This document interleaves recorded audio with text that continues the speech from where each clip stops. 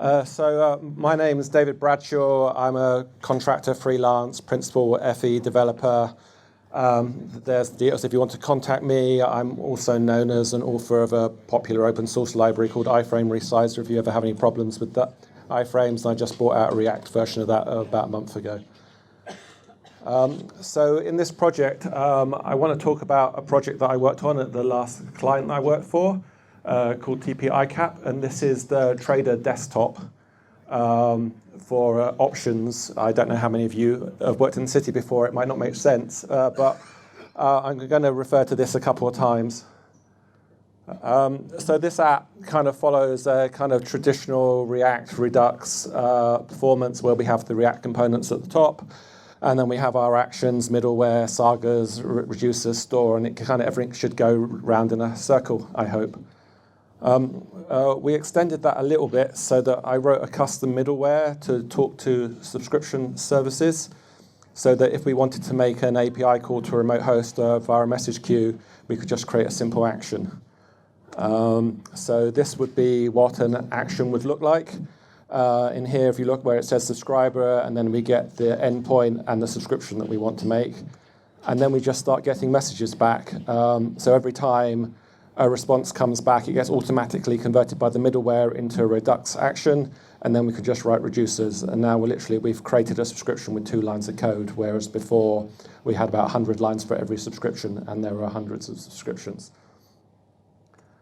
So that's great. And if we come back to this screen, where you see all of those numbers in that nice kind of Excel type spreadsheet, each one of them has 2 subscriptions, so that when the thing suddenly decides to update, we are now facing 1,000 actions per second going into Redux, which is very much not designed to cope with.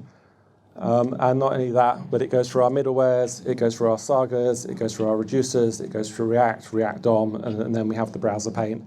And for 1,000 times, every time the thing happened, it would try and do 1,000 updates of React, which, as you imagine, doesn't work very well.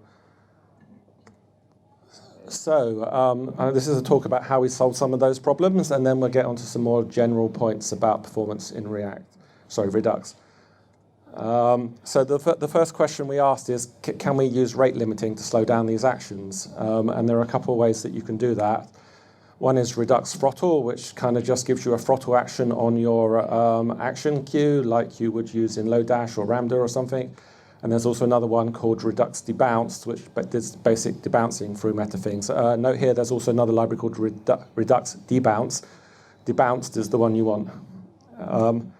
But that's not a lot of good for us because we actually need all of the data. It's not like we're moving a mouse across the screen and we can just get the last position. So after that, we looked at and asked the question, can we batch actions together to reduce the amount of re-rendering?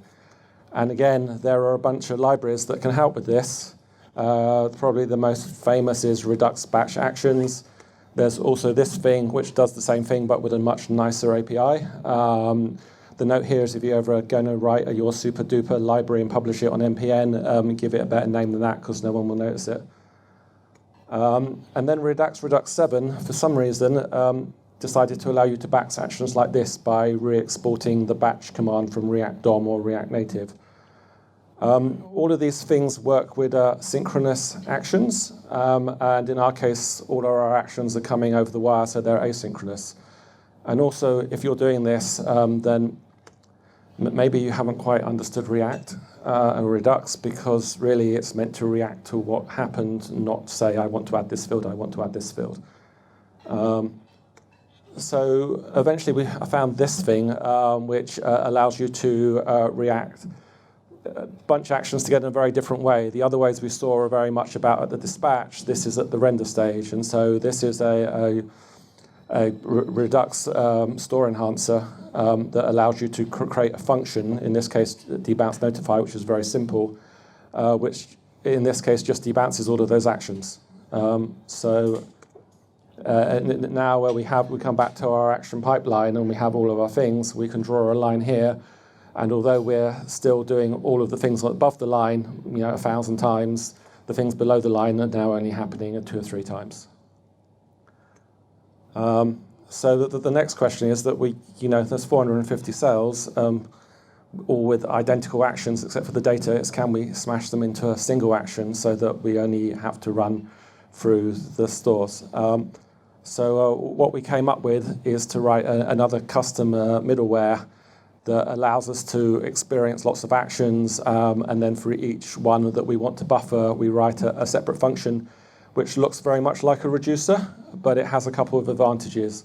One is because it's message in transit, you don't have to worry about mutating data. You can just mutate it because you're going to build it up and then send it, and it's forgotten about again. It's not like in the Redux store. And the other thing is we're only running this code once. We're not having to run every single reducer for every single item. So now we come back to this. We've kind of moved our line up. So now when we get our 1,000 actions hitting us, we now only get 2 or 3 re-renders. And the way we actually did it in the thing, and I'll put a more complicated slide when I publish this, was to use RequestAnimationFrame. And so that it would basically scale to how many actions were hitting it, and it would work out how long a delay, because it would just be a frame on the stack. And so if you've got 400, 500, 600 frames in the stack before your animation frame kicks in later, you only get 1 re-render. The last problem we had is the back end, bless them, would send us actions that we just didn't need. And they were like, if we are going to delete all of the items in Marcel, we'll send a message saying we're deleting this table, and then we'll send you 450 actions to tell you we deleted every cell. Thank you.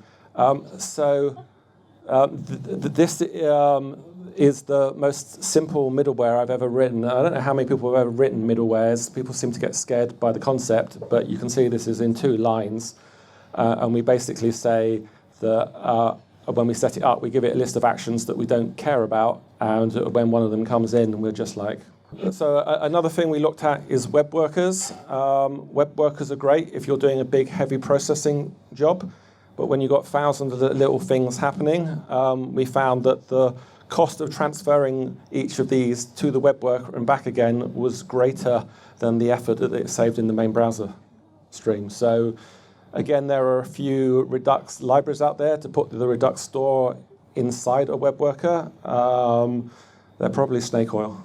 Going on to some more general things about reducers, and about how store structure is very important when we think about performance in Redux. So there are a few things that you need to do. The first one is the avoids. So we don't want to model our data off after our server or what we want to consume. We want to model our data for what is optimum for running reducers. We never want to hold duplicate data, and we never want to derive data in the store. Deriving data is what Reselect is for. And the last thing is kind of normalize nested objects and prefer kind of maps or objects really to an array. Okay, so here's an example of a typical server API response where we can see we've got an array of objects. And what we really want to turn it into is something that looks like that, so that we're now indexing it by key, because it's a lot faster to search through and update. And you're saying, but I need it in order, so add an array of keys and then look it up like that, so that, and you can write a selector that stitches these two and does a join on it, and you'll find quite a performance increase in some cases. Another job, we're doing mapping, and I had 1,000 points to put on a map. So I was going to give a very quick demo to that, of the performance. And that's completely unreadable, so let me see if I can get it back up. So what I've got here, and let me just get rid of that, is a very simple function that creates 1,000 random units, and then we put them in an array and we put them in an object, and then we've got some reducers that will act upon them. The first one is going to update the last 10 nodes in the array. The second one is going to update the last 10 things in an object. And then we're going to convert them from an object to an array, and then we can map them the other way to see what that performance looks like. So now we update the array. You can see it's taken us 21 milliseconds. if we update the object, it's taken us under 2, so it's over 10 times faster. And then to map an object to an array and back again around 1 millisecond. So you can see that if we have an array, it's actually quicker to convert it into an object and then back again in our selectors than it is to try and work on a big array of objects. There are a few other kind of libraries that you might find useful. One is called Redux ignore, which basically allows you to create a higher order reducer and tell it to either ignore or accept only certain actions. So if you've got a very expensive reducer, you can just kind of put this around it and protect it from it. Of course, if you give an array, by the time you search the array, the overhead might be so high that it's actually better just to let it run. There's this tool, which is really cool. You saw it just in the demo. It's the thing that showed the warning message. It will log a warning to the console if any reducer that you run is over 8 milliseconds. This is a very old project that's not maintained anymore, but it's about 20 lines of code, and it's just kind of really very useful. You have to do a little bit of work to set it up so that it doesn't run in production. So we just check that, and then we basically run it as a higher order function on combined reducers. So the last thing I'm really going to talk about is React Redux and how it helps you in certain ways and some of the pitfalls of it. Connect has a lot of performance optimizations. They've been developing it for 5 years now, and it does lots of things for free to make your code a lot faster. The biggest mistake people make with it seems to be to put Connect at the top of the tree when actually you want it actually to be on the nodes as low down as possible so that when it re-renders, it doesn't re-render the rest of the tree for you.